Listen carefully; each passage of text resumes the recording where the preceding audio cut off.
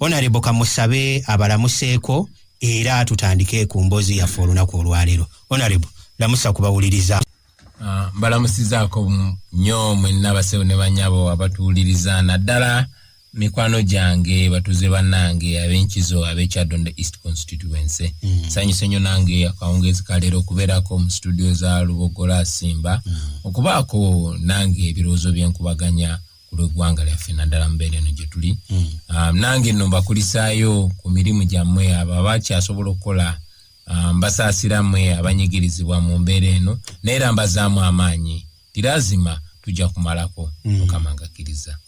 Nsanyusa okusanga Katonda yeebala okuba nti akyakukuumye. Obadde obuze nakoma okulabako nga emmere etwalibwa okuwa abantu naye katono nnyo wa gy'obadde obulidde mu kaseera kano. Nkimanyi baatugamba okutuula awaka.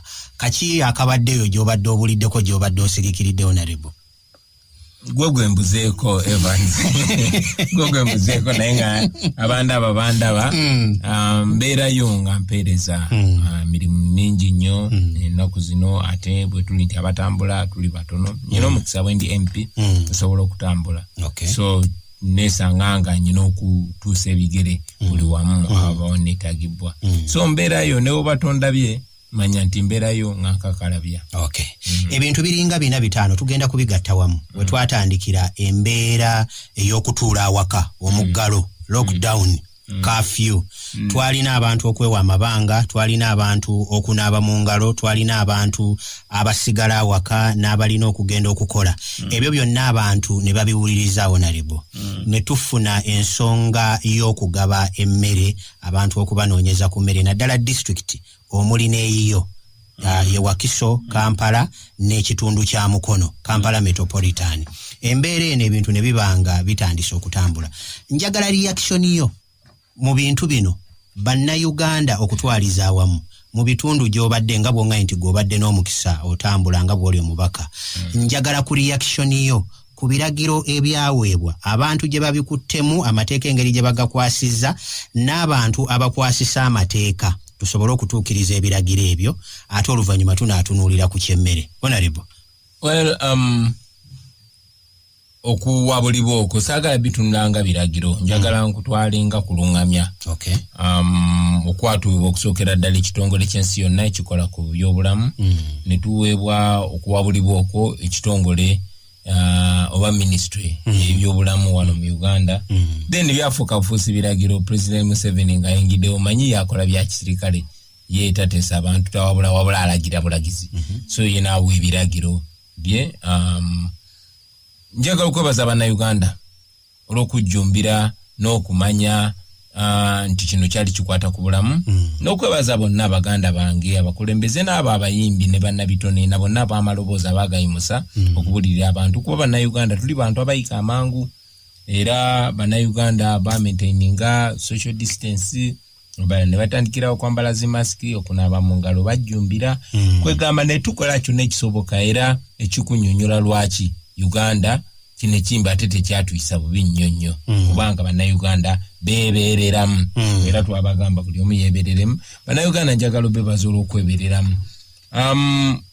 Ebiragiro nno ebyo ebyaweebwa President Museveni ne lockdown n'okugala entambula n'emirimu gyonna twabyaniriza mu ntandikwa newankubadde gye bigenze bitambula era ogenza okulaba nga ate byo bikyuse ng'omulamwa guvudde mu kulwanyisa ekirwadde kya COVID-19 ne tudda ate ne biddamu byabufuzi ne biddamu mu kwegamba mukozesebwa kunyigiriza abantu nga bw'olaba abagagga bo emirimu gyabwe tegyayimirira abo abali mu buyinza abali powerful abali connected bo batambula naye ate mu munaku akalimu ke kaggalwa ate ne waka bamusibirawo.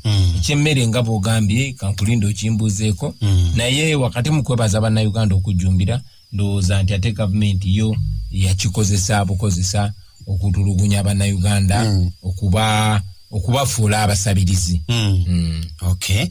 Neyanziza nnyo ndowooza munnayuganda okiwulira katono nnyo nga tetunnagenda ku kyammere. Komenti yo nga omubaka era omukulembeze w'abantu ku ministry y'ebyobulamu results engeri gye zibadde zijja amawulire engeri gye gabadde bagatuwa okutuuka kati komenti yo mu ministry y'ebyobulamu mu ggwanga Uganda. Ministry y'ebyobulamu mutandikwa yakolera ddala nnyo era nze omu kubaavaayo okuyozayiza minisita Cheng olw'omulimu omulungi gwe yali akola. Naye era nga bwe ŋŋambye nti mu mbeera bwe ziti ate n'ebirala ebikyamu mwe byenyiga okugeza gavumenti yaffe yo yagenda maaso okukikozesa ate kwegamba okwongera okwoleka obutali bwenkanya obusosoze ebiri mu system yaffe okugeza ng'Abannayuganda bonna bali ku muggalo tulaba nti ate ekibyo ebirwadde byongera kuyingira kubanga aba truck drivers bo bayingira business ze bakola zaani tetunnamanya naye nga bo bayingira era obulwadde obusinga buva bweru wa ggwanga kyetulowooza nti bwe tuba twandikoze lockdown naye ate ne tutabeera nga tetusuubula bulwadde kubujja. Naye walabikanga wabaddewo kaweefube era n'amaanyi agateereddwawo okulaba nti nno tumanya abo Katonda bayambye ne tumanya tomanyi aba wamubaddemu n'ababadde bayitiddemu naye nga ndabanga gavumenti kyebadde egezezzaako okukola ekyo gw'okiraba oti? Nkira mukisiima siiri muntu atasiima kirungi kikoleddwa naye ng'omukulembeze nga bakwasiza obuvunaanyizibwa baba tebagambye kugezaako baba bagambye ekintu kikola mu butuufu bwakyo bwe tuba tusobola okukola ekintu mu butuufu bwakyo siraba lwaki tugezaako obugeza tuba tulina kikola mu butuufu bwakyo. Ngenda ku kyemmere eri Bannayuganda bonna njagala services ozirabye otya njagala ompe comment ku ngeri gy'olabye kubanga kati tugenda kumpi kati myezi tugenda mu 2.5 districts ze twandiise Mukono, Wakiso ne Kampala naye ate kumpi ziri 2.5 kuba bwe nanoonyereza ennyo Mukono nga baatwalako katundu ka Goma oba omumanyi yeseeta ebitundu bya Bukeerere Namiryango awo wokka naye olabanga ebintu ebimu badde tebinnatuuka bulungi embeera nga tetambula bulungi ne engeri ebintu gye bikwatibwamu nga nabyo abantu owulira balinamu okukaayana ebintu bibiri njagala otunuulire omulimu guno engeri gye gubadde gukolebwamu omutindo gwagwo n'omutindo gw'ebyo ebibadde bigabibwa emmere engeri gy'abantu gye babadde bagyogerako ebijanjaalo n'ebintu ebirala komenti yo ku ngeri emmere gy'ebadde nakati gyekyagabwamu eyo gy'erina okugabibwa. Weewaawo Evans wangi oli muntu mulungi naye ate obukyamu bw'olina nti n'ekibyogezaako kirungi kibifaanane g'omuntu omulungi ate nkirungiyiza nti onalebo enjogera ennungi kuba tokikubawo nga bwe kiri onoosonyiwaze nja kikubawo nga bwe kiri. Ndi mubaka wa parliament era mu parliament gye ntuula twayisa obuwumbi 59 ze miliyoni 15,900 mpulira okugulira Bannayuganda emmere. Newankubadde era parliament yali egambye nedda Uganda teri mu district 2 zokka Kampala na Wakiso naye ng'era bulijjo parliament nze ngamba titayina mannyo ne bwesalawo ekintu Museveni yenga omuntu omu asobola okusalawo ekirala so ne bagamba no bagulire be Kampala na Wakiso bukammere ne tugamba kabafuna abo tugende tukayanireko abantu abalala.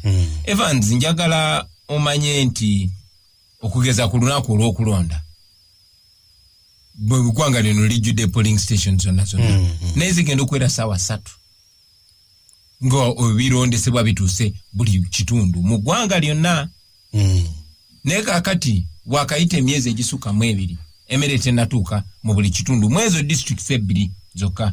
Lwaki ngambye nti buli n'ekibigo ogezaako kirungiya amazima gali nti abantu abafunye emmere be batono abangi be batafunye mu districts zino 2 so ekyo nno nja kiteeka ku bituyimbirira bulijjo obukulembeze obutali butuufu okumakinga sure nti bagenda ne batuuka obuli bw'enguzi ozeewulira ng'emmere ebbibwa ate nga si gwe gusoose olaba ne bududa yabbibwa.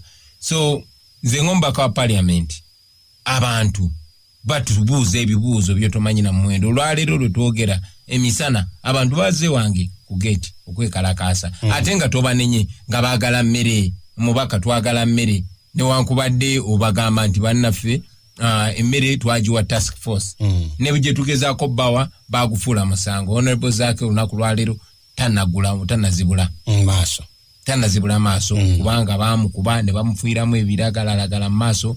Lwaki? Lwakugabira abantu mmere. So kati bannayuganda nga benze ngamba gamba nti bali ku lwabwe era balina okwebereramu. Sente twaziisa, emmere eyo yali esobola okutuuka mu bitundu byonna mu lunaku lumu. Nkiddamu twali tusobola okutuusa emmere mu bitundu byonna mu lunaku lumu. Kale bw'eba eruddeyo lunaku 2 oba 3 naye kati emyezi 2 n'ekitundu emmere tennabona bitundu bino byonna. Ekyo nno kikulaga bingi nnyo n'okusingira ddala ng'obigasa ekikulaga obunafu obukulembeze bwe tulina obutasobola batuusaako ebyo ne baba babibasuubiza. Abantu babadde bagamba nti nno bw'oyogera ku kya polling stations ziyinza okuba nga zirina ebifo bye twandiise gazetted places era nga abantu bamanyi nti eno polling station abantu gye balina okuva gye basula ne bajja ne balonda. Naye bwe nange ekyo ekibuuzo ekyokuba nti emmere eruddewo nzize nkirondoola ne nnoonyaako ne kubamu abagamba nti tulina obuzibu katugeze kangereze kumpi na wano ku muliraano we tuli Kamwokya nti okugenda okutuuka ku buli mulyango gwe Kamwokya abantu abo basaplaying emmere kyekisinza okulwisaawo ekyo kyekimu ku kyo nga bagamba nti okuyita abantu nga bwe twandigaye tubeere ku polling station ku church abantu bajja ate tujja kwesiiga covid naye wano ne bagamba emmere katugituuse. Ekyokubiri era kye nabuuzaako nga baga nti n'omutindo gw'emmere nagwo gwasooka kwekenneenyezebwa nga gulina kusooka kwekenneenyezebwa ebyo biryoke bigobebwe. Enjogera eyo oba okuddibwamu okwo kwe bampa ng'oyinza kwogerako ki? Evans nkakasa nti tewali avuga alinya taxi kugenda ku polling station ye ebeera ku kyalo kyo. Era nkakasa nti emmere bwe beetuuse ku eyo polling station oba bwe beetuuse ku LC eyo sirowooza nti waliwo chairman eyeetaaga ennaku eziwera 2 okugenda ng'atuuka ku mayumba g'abo abantu bakulembera buli kyalo. Sirowooza nti waliwo ekyalo kyotambulira olunaku olulamba. So kati ekyokugamba nti emmere tetwagala kuŋŋanya abantu kyekitwala ensonga lwaki batutte emyezi 2 zindowooza kya bulimba. Just beetaaga bukkiriza nti gavumenti ya Museveni mwako eremeddwa. Oyogedde ku ky'omutindo gw'emmere si gwososo kyogerako. Honorable Semujiruli yaleeta ebijanjaalo mu parliamenti ng'obitunulako nawe ne weesiwala. Tuze tulaba emmere gye bagabira abantu baffe ng'okitunulako nawe ne weesiwala. So ebyo ate just bubonero Omungereza zayita symptom naye nga ekirwadde kyennyini okuvunda kwennyini kuli mu bukulembeze obuli disconnected obutafaayo. Abantu abagabira emmere benjala tebaluma okumala emyaka 35 enjala temulumangako. Tamanyi nti n'abantu basula enjala.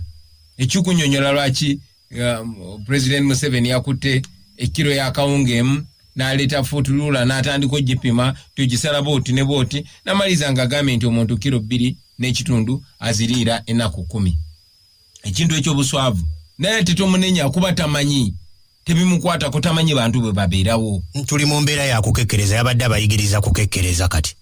Well oyo president agamba okukekkereza yakutte miliyoni 80 n'agenda ng'azigabira ababaka ba parliament. Awo tugenda kutuukawo omutindo gw'emmere embeera y'emmere okyalina essuubi nti abantu banaafuna emmere mu budde bwe tusigazaayo kuba lockdown ekyaliwo tetunnamanya eneggwa ddi kati tuli mu nnaku 14 nze bwe nziyita 14 aye tomanya era tuyinza okufunayo 14 oba 21 endala.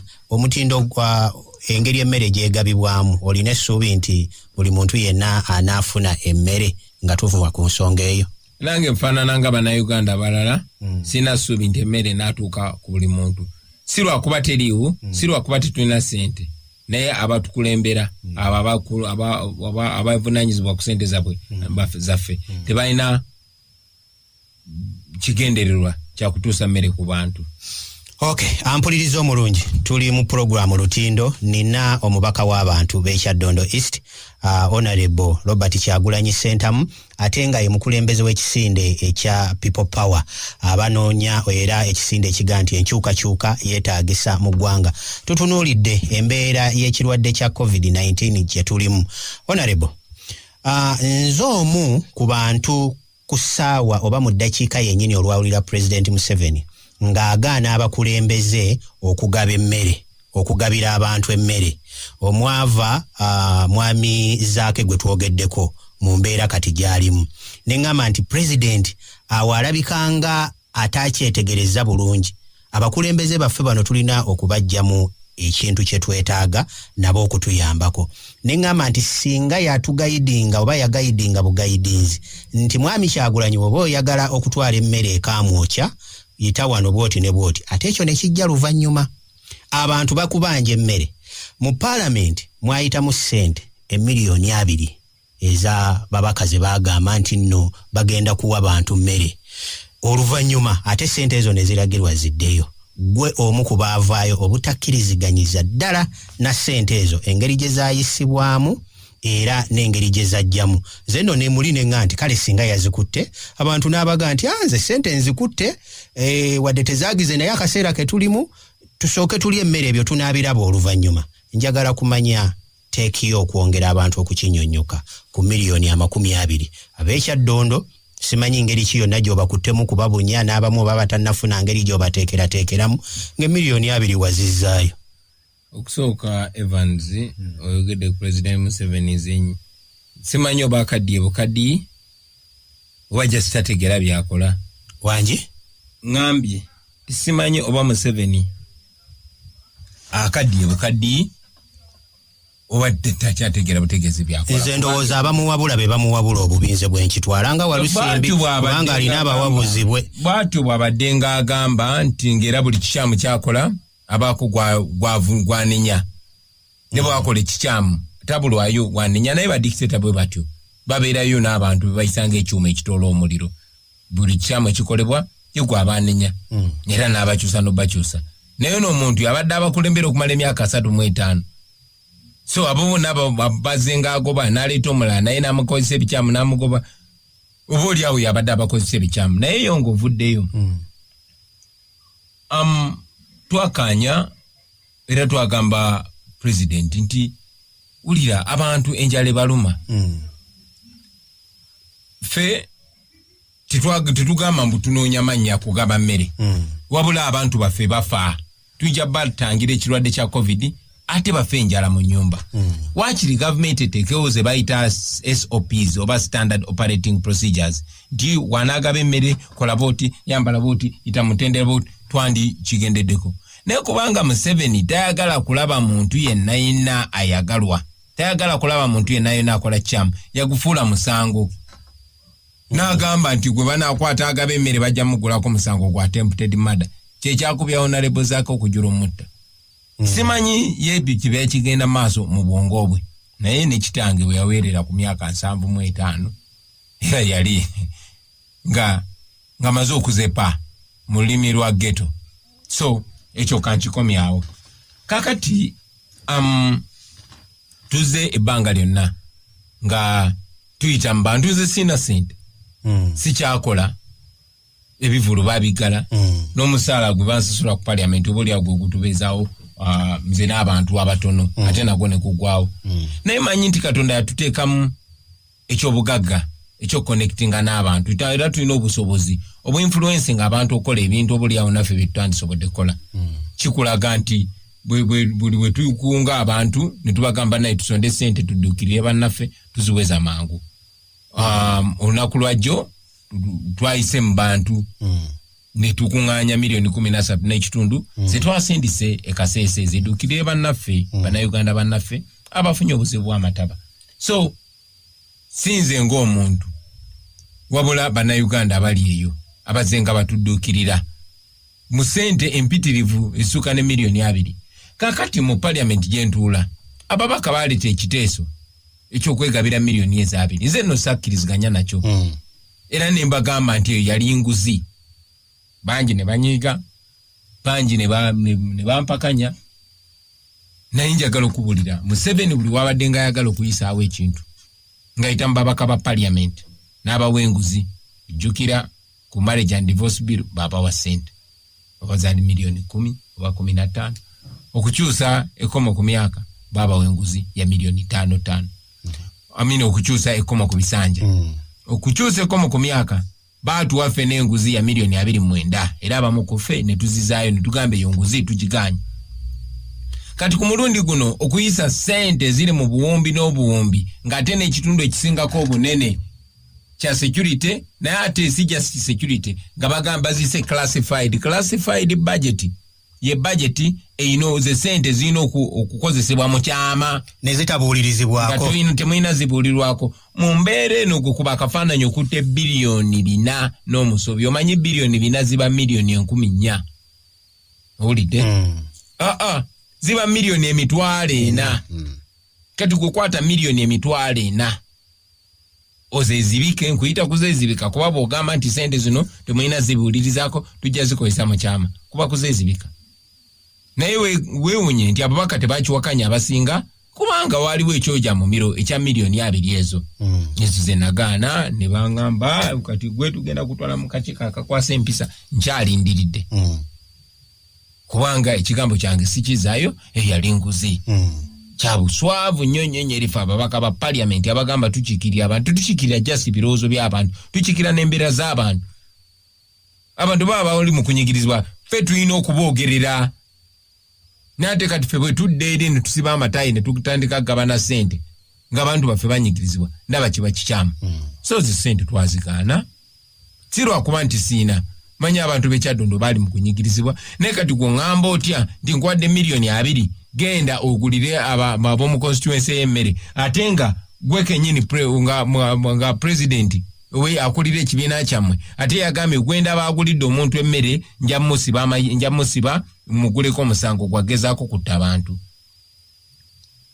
Omuntu yenna alina obwongo mu mutwe abeera alina okulaba nti ebadde enguzi batufera ng'era bwe kyali mu kukyusa constitution otuwadde miliyoni 29 ogambye mugende mwebuze ku bantu ate abantu betulina okwebuzaako taddeyo poliisi n'amagye nti siraba wano omubaka z'okwebuza ku bantu era ababaka ne mubakuba emiggo. So bannayuganda tubabalimu amagezi so omulimu gwange kukuba tooki mu ebyo bikyamu biraga abantu nabo babirabe era omukisa gwe tuyina nti abannayuganda kati bakyali beebafu bazenga babiraba kale nno yensonga lwaki nagaana enguzi n'enjala ne bwe betuluma tusobola okweyiya tusobola okusonda ssente nga tuyita mu bannayuganda naye ate ne tutakozesebwa kulya nguzi ne tutakozesebwa kubba ssente za muli wa musolo kyekyo ekirowoozo kyange. Oyogera otya ku babaka banno abaavaayo bo ne bagaa nti zino ssente tugenda kuzitwala ate ng'abamu abali ku ludda oluvuganya abalala bali mu kibiina ky'NRM abatakkiriziganya nayo nga bagaa nti nze ne wekuba kunnyongera ndala bazinnyongere ngende ngulira abantu emmere 29 naguzira 5 n'enzizira zino zo mu mbeera gye tulimu ey'okulya ey'abantu okujja okunkonkonanga buli kaseera kangende ngulemu ku mmere banaazisala ku musaala oba kooti enempolereza eyo okyogerako kyekyo nga tufundikira ekitundu kino ekisooka. Well, okusookera ddambawo ekitiibwa abaka bannange kuno okusalawo kwange nganze kwali moro kwali kwa buntu era kuno okusalawo tekulina kuba kwa buwaze buli omu agenda kinoonya mu mutima gwe n'agamba ye morality egamba ki abo abagamba zirina zigaana ne zine zigaana kanzikirize kiringa kuba muka musajja n'ogamba owa boda yankwana n'eŋŋaana owa baasi n'akwana n'eŋŋaana kati n'owa benzi muleke. So kiba kikyamu ekikyamu kiba kikyamu oba kizze kati oba kizze enkya oba kizze luli so nze nduuza kyali kikyamu babanga abagamba nti resistance yaabwe kati yapondoose so wakati mu kuwa ekitibwa babaka bannange ndowooza nti ekyo tekyali kirowoozo kirungi nnyo and in any case oba oli abamu bambi tebaalaba nti kaali katego ako kaali katego kakutufaananyanga bo bali ababaka ba NRM tebafaayo Uganda tebakwatako bo bali ku ssente kubanga era bwe bamaze okubawa awo wenyini we twawuliriddaana nago galeetera awaana gano ge twawulidde. Well, buli omu yakiwulidde mwakisoma mawulire buli omu yakirabye nti ababaka ba NRM abasuka mu 300 bagenze ne basinkana 317 katikati ne bababalira emiliyoni 8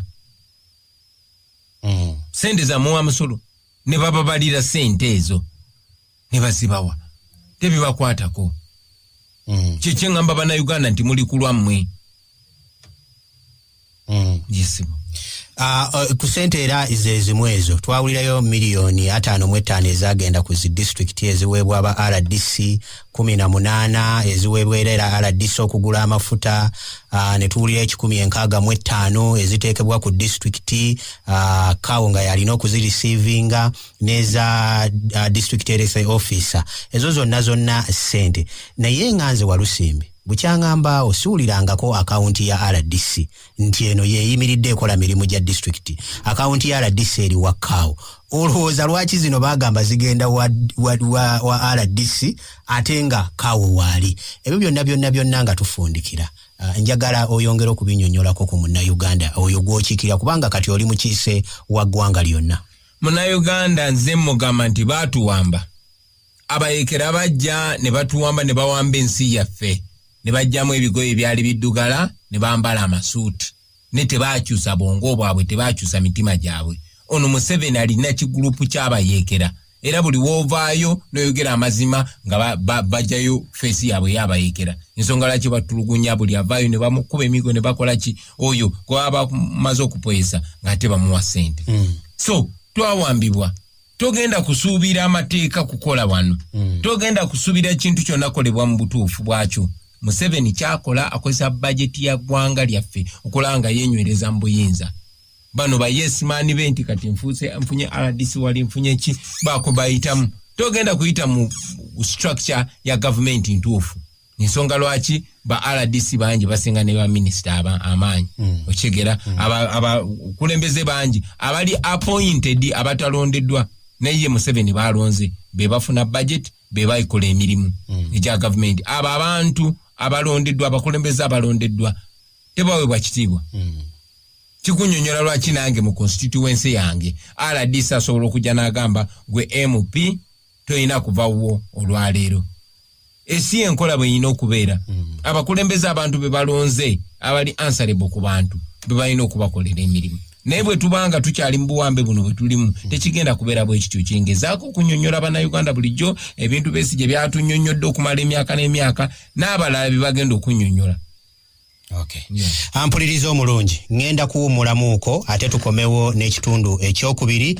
Nina Honorable Kyagulanyi mubaka w'abantu aba Kyaddondo East ate nga ye mukulembeze ow'ekisinde ekya People Power. Lunaku olwaleero tulina Honorable Robert Kyagulanyi Sentamu mubaka w'abantu ba Kyaddondo East ate nga ye mukulembeze w'ekisinde ekya People Power.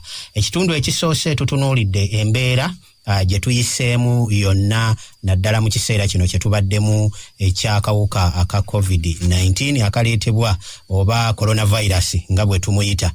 Bino byonna bigenze okutuukawo ng'ebbugumu litandise. Corona wagenzedde okutandika ng'ebbugumu litandise naddala akaseera kano ak'omwaka 2020 ge tulimu kubanga 2021 watabeerawo kikyuka kyonna mu mbeera gye tulimu bw'eneeba terina kyekyusizza okusinziira ku batunuulizi. Akalulu abamu tukyasuubira nti akalulu weekali naye ne wekanaaba nga keeyongeddeyo. Ebbugumu lyali litandise naddala mu byobufuzi wano ekisinde kya People Power nga maanyi kati nga mangi naye olw'okuba ekirwadde kino kyajja si mu Uganda wokka mu nsi yonna ebintu ebisinga byonna byakkakkana wansi. Enkuŋŋaana ezizibwamu abantu abangi ezo ne zikka ne zisibibwa era ne ziwerebwa nga mwe muno mwe muli ez'ebyobufuzi. Njagala kutunuuzaako n'okubuuza Honorable Kyagulanyi embeera eno bonga bo bannabyabufuzi naddala kati abo abalina ebisuubi nkiyite ntya ebiruubirirwa ebyokutwala eggwanga maaso mu bifo eby'enjawulo ebayisizza etya era bw'anaamaliriza anambuulira kiki ekiddako singa embeera eno tugimaliriza nga tugivuddemu bulungi. Ekyokubiri amakya ga leero waliwo amawulire agafulumye era nago ngenda kugamubuuza nga bagamba mbu nkyogera mbu ye anaagamba nti oba naye n'akigamba mbu kitegeeza nti ajja kukikkiriza oba okukigaana nti bateekwa okuba mwami Kyagulanyi basinkanye ne mwami Besigye ne babaako bye boogera balaba oba bakwatagana oba wabaawo engeri endala gye batunuulira singa embeera eno tuba tugiyisemu kuba ne mwami Besigye gyali akasangati we atudde Honorable.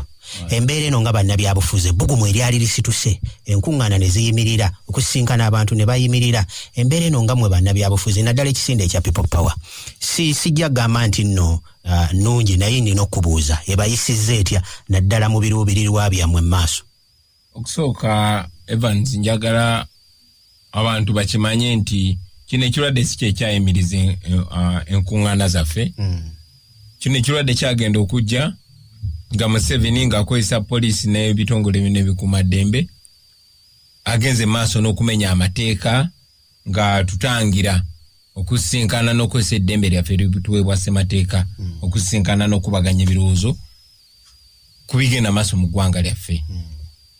So n'okujjukiza show zange zaali zaawerebwa nga ngezaako okukola consultation meetings nga zaalemesebwa n'ebirala ebifaanana bwe bityo. So ekyo tekitandise kati mu COVID. Ekyo yebadde enkola ya Museveni. Era nga ffe twatandika dde okusala amagezi okusinkana abantu baffe.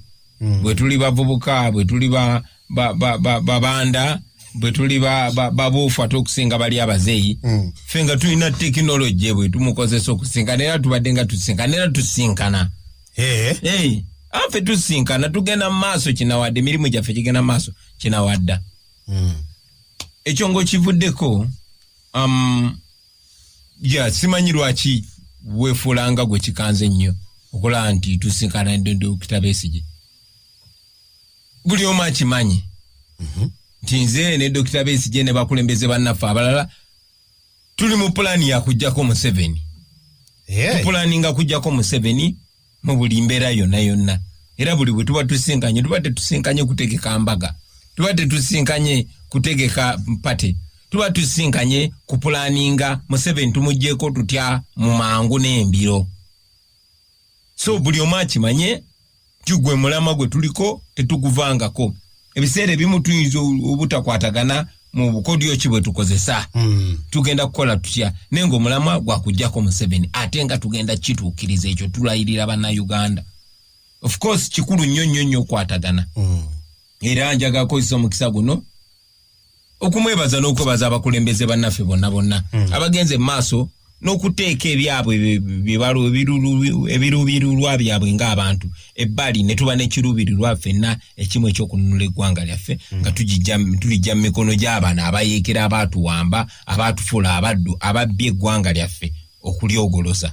So gwe mulama gwe tuliko tetujja kunnyonnyola byenda bya miitingi yaffe naye nga manya nti tuli ku kosi yakujjako nakyemalira. Ampuliriza omulungi awo kiri nti mumbu kivuddeyo akikubuulidde era ambuuziza lwaki neekanga. Kyekangibwa kubanga era nga bwakugambye nti babaddemu oluusi obukodyo obumu ne batakkiriziganya. Ekyo wenyinza okuba nga bwe mbadde nkitwala naye nga basisinkanye. Njagala kumanya oŋŋambyeko nti nno ne bw'otaba tombuulidde bwa munda nnyo oŋŋambyeko nti ebintu bitambula. Ekyogamba nti nno kino tekibasirisizza kuba oŋŋambye nkola y'ababanda nkola y'ababyofu kati abantu abali eyo bo bamanye nti eno ekintu kigenda mu maaso ekya people power temutudde. Abantu abali eyo mumanye nti tugenda mu maaso ate n'abatulaba eyo batulaba. N'abatulaba eyo batulaba lwakuba tetwemulisa nnyo naye nga waakawaali era nga wetugaffe tuli bantu bakwemulisa ino naye nga waakawaali. Nawuliddeko kooti eyinza okuba si kuyinza kooti yagambye ebintu bye babisazaamu mu bukyamu. Kiki ogikkiririzaamu okkiriza ebinaavaayo buli kimu kyonna ku nsonga ya bizinensi yo eyo ngiyita bizinensi ya bizinensi yo gye wali watandika edda gye wasomerera nga tonnaba kuvaayo kututumuka mu byabufuzi. Evans ekyo si kipya muganda wange. Kooti yakoze si kipya. parliament gentulamu ndi mbaka wa parliament. Parliament yasalawo neeragira poliisi n'ebikontongole bikumaddembe okulekera okumenya amateeka okuntangira okukola omulimu gwange n'okuntangira okweyagalira mu nsi yange ogenda mu ekereziya okusaba n'okola ebintu byonna byonna. Parliament neeragira poliisi n'ebikontongole birala n'ebikumaddembe balekera okumenya amateeka. Poliisi yabazimuula. Era poliisi yagenda maaso n'okulemesa emirimu gyange. Parliament ne bagizimuula. Si gwe gusoose nga kooti eragira poliisi n'amagye okola ekintu. Era yes, kooti yaziyongedde netegeeza poliisi nti bekikola mu bukyamu okunnemesa okukola show zange n'ebirala ebifaanana bwe bityo. Neera mmanyi nga bwe nze mbagamba nti tuli mu buwambe. Wano tewali nfuga y'amateeka. Ekooti ne parliament n'ebitongole byonna byonna tebiina maanyi. Obuyinza omuntu omwe yabuwamba bamuyita Museveni. Okujjako nga tumaze okujjako oyo namukadde nakyemalira. Tewali Uganda kyegenda kweyagaliramu. Ekyo nze nga nkibagamba buli munnayuganda alina okiteeka mu bwongo bwe. Ne bw'obeera minisita, ne bw'obeera ssaabalamuzi, ne bw'obeera MP, ne bw'obeera ani. Amateeka agakuwa eddembe lyo, amateeka agakuwa obuyinza, naye bano bamukwata mundu abakulemberwa Museveni. Tebawa amateeka kitiibwa. So okujjako nga tumaze okujjako Museveni ne tukomyawo enfuga ey'amateeka munnayuganda wasobola okugamba nti nja kukozesa obwongo bwange bukole ekyo. Naye kati bakozesa bwongo. Muzenga mulaba aba LDU ne bakuba abakazi ne bakuba abasawo nga bagenda okujjanjaba abantu baffe. Olabika ekibakolebwa. Museveni najja n'afera abantu ne yeefula mbu tamanyi kigenda mu maaso. Wali obuliddeko gwe bakutte ne bamusimba mu mbuga z'amateeka. Ndowooza tulindirira covid yaggwe. Ne batugumbula abantu abakumi be bennyini be bakuba Yasini Kawuma amasasi. Abapoliisi abamanyi byali ne ku kamera bagana buganyi biraga. Ne batomera omwana muwala Rita nabo Kenya ne bamuyisako emotoka ne bamunta twamuziika. Ku kamera nga babifiriminga ne bakuba Dani Kyeyune esasi ne bamotta. N'ebirala bifaanana bwe bityo. Kwegamba si kipya. Si kipya. Naye ebyo byonna biyambe bannayuganda okumanya bwe tuli na kiki tulina okukola okwejja mu mbeera eno. Amateeka ennaku kati ndowooza tuyingidde mu Lwokusatu oba oliawo Olwokuna mu nnaku zino 14 ezayisibwa ezayongerwamu. Waliwo ebiragiro ebipya ebyazze. Simanyi bw'okitunuulidde.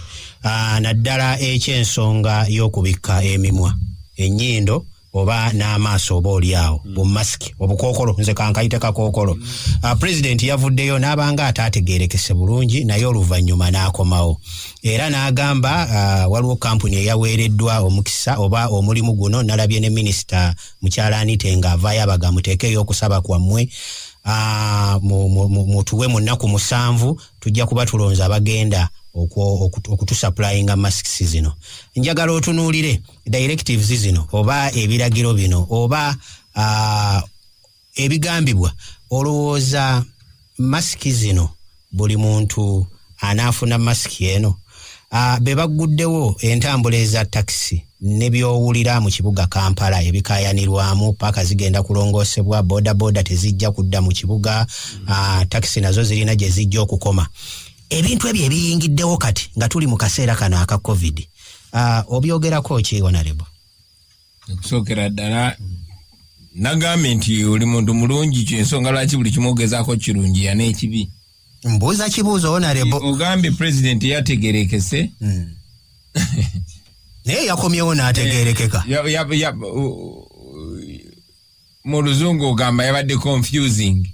Neze ndowooza teyabadde only confusing wabula yabadde confused.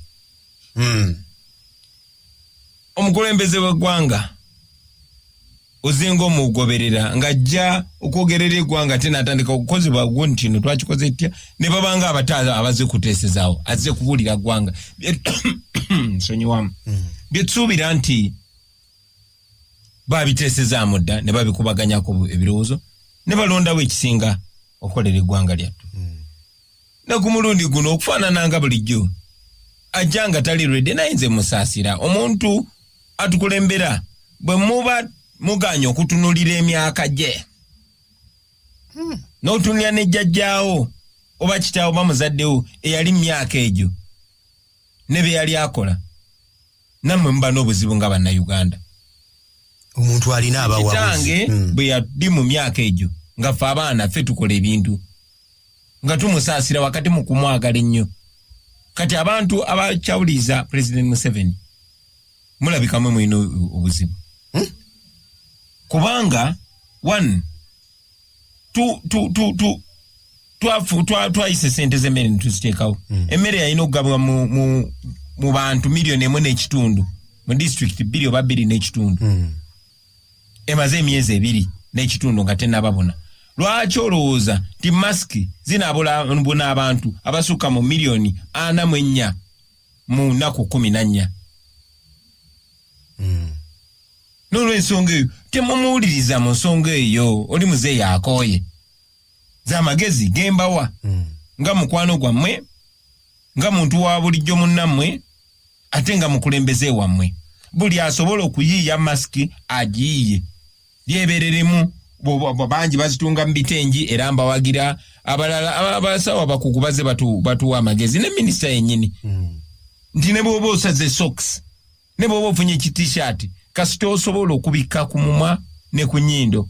Oba olya kubanga abasawo batugamba nti bwe twogera buno obulusi obutono obumansuka ebiseera ebisinga tebulabika nakulabika. Buyinza okugwa kama oba ku nnyindo oba mu maaso bwe buleeta obulwadde. So kati mwe musala amagezi mweberere mwekolere masiki zammwe ate nga mukisobola. Ffe nga aba people power twasobodde okolayo masiki ze tusobodde ate tugenda mu maaso n'okola ze tusobodde nga tuziwa abantu. Bannaffe bangi nnyo betutatuukako tuze tubagamba muzikole. Of course bangi nnyo yaffe ya people power eri fashionable kuba yakabi ate eriko n'akabonero kaffe ate myufu. So abo basobola zikola. Ne bazitunda kasita mutaseera abantu n'ogimuguza nusu 10 oba 15 oba 20 mukole kye musobola. Kuba n'abanaku baba bafunye omulimu ate baba batasobolamu. Buli omu asala amagezi okulaba nga yeekolera mask. Eza Museveni bwe zinaabazize kyesisuubira tujja kwebaza Katonda. Naye nga nze mmanyi ti buli omu alina okwebereramu, buli omu ne yeekolera mask yiye. Ate nnyina n'endowooza nti oba oli awo agezaako okulemesa masks zino endala kuba alaba ate tuba tukikuba omusinga oluvannyuma lw'okulemesa abantu okwambala obukofira bwaffe obwa people power. Masiki emyufu just eba ekikola ate naddala ng'eriko akabonero ka people power eba ekolera ddala oba onyumye ate ng'olwanyisa n'obulwadde. Kale nze bawa amagezi nti mugende maaso n'enkola eyo kuba mwe temuli bazeeyi mwe muli babuufu. Okay. Ampuliriza omulungi eddakiika nsigazaayo ntono. Honorable, gye tugenda ekirwadde kino kye tukosezza nnyo naddala mu byenfuna. Dakiika tusigazza nga 5 zokka mu byenfuna. Era tusuubira ebyenfuna bingi bigenda kubanga bisse. Abantu abamu bagenda kugoba ku mirimu okuwummula, amakampuni gayinza okuyimiriza, agamu gaatandika dda ne mu nsi ezimu. Naye wano tulina ekittavu kyaffe bannayuganda gye batereka ku ssente abalina amakubo ag'okutereka mu ssente naddala NSSF. Sipiika yavaayo n'agamba ensonga eno eyogerweko naye njagala kumanya ensonga eyo girowoozaako ki. Bannayuganda n'ababaka banne abamu balabikanga ensonga eno era naye abagitwalanga ey'olubalaato. Abamu kwe baavudde ne bagamba oba oli awo ne miliyoni zino ezimu ezayongeddwayo 4 wadde babadde baga nti ezimu babadde babanja mukulu kuba nti nno balina kye baayisaawo. Abamu bwe bagamba.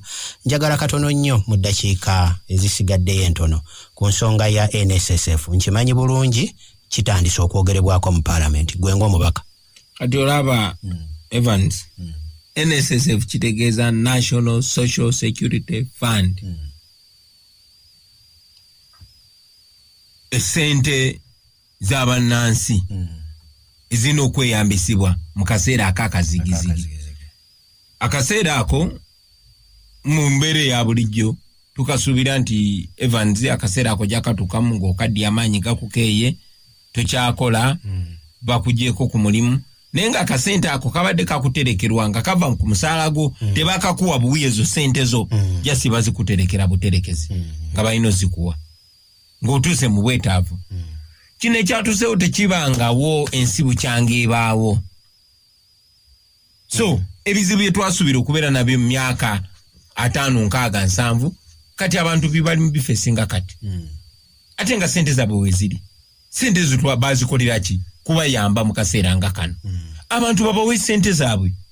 Terugambe nti bazibawe zonna kale babaweeke omutemwa okusobola bayamba kuba sente zo bazikola si kubaziika wabula kubataasa nga bazeetaaze okuleka nga mugamba nti sente z'abantu teziriiwo nga bwe bibadde nga muzikwata ne muzijjayo ne muzikozesa nga bwe mwagala ne mwe muba temwazikozesa abantu mubawe sente zaabwe zibayambe mu mbeera eno bali waka mubagalidde waka tebakola mubawe sente zaabwe kuba sente zaabwe nga tumaliriza obubaka eri bannayuganda n'ab'ekibiina ekisinde ekyokulembera ekya People Power n'abantu b'ekyaddondo.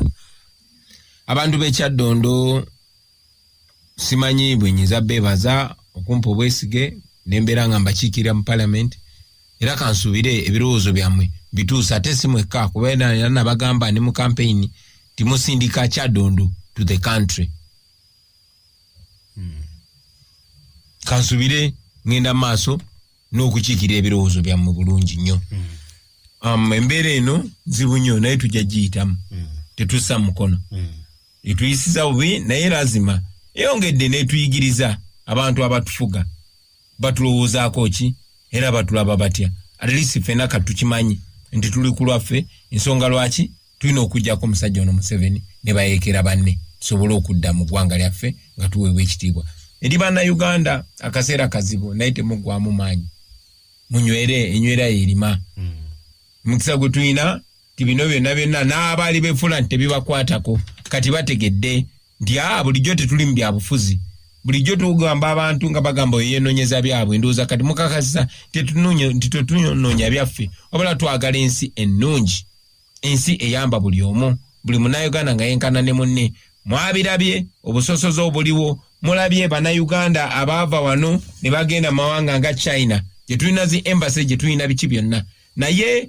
munnayuganda n'atuuka okusosolebwa olwalangi ye n'ayisibwa ng'ekisolo ekyokuttale n'agobwa mu nnyumba n'agobwa mu malwaliro na buli wamu wonna wonna.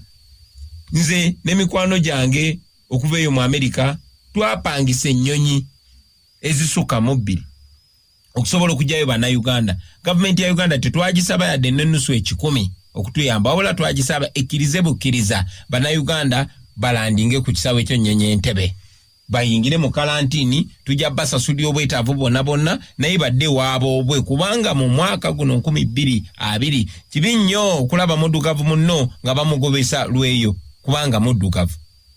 Kyannaku nti Prime Minister bwe twamuwandikira yagaana okunziramu bwe twayimusa ensonga eyo mu parliament minisita n'ayimuka n'agamba no Uganda teyeetaaga buyambi bwonna ne guno gwakaba na Uganda tebanavaayo eyo kubanga government yagamba bagalawo airport.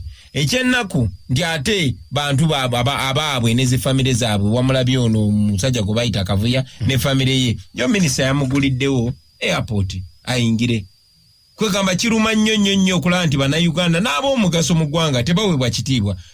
Bwakirabye muto wange Eddie Kenzo yasiranira Ivory Coast newankubadde ffe tulina emikwano esobola omusindikira ennyonyi tya Kenzo kabakomyewo waka tukuteke mu karantini bamugana okuyingira era nabadde njogera ne Kenzo ne mugamba munnange bana basajja ndowooza obalaba tebakubalaamu kaabuntu n'omulundi n'ogumu so bannayuganda tuli ku bwaffe maliriza nga mbeebaza olw'okumanya omulamwa naye nga mbagamba mwebereremu mwenna kubanga bwe munaalerengayo ne mutabaako kye mukola simanyi gye tunaabeera. Mwebali nnyo mwebalidda mbatumiddeko ab'ekyaddondo mbatumiddeko ab'ekamooca mbatumiddeko ne bakulembeze bannange mwenna betukakalabya emirimu maliza nga mbagamba nti People Power our power lazima olutalo nga luwedde tujja kwambala engule tuyagalire mu Uganda empya. Ampuliriza omulungi abadde Honorable Kyagulanyi musule bulungi.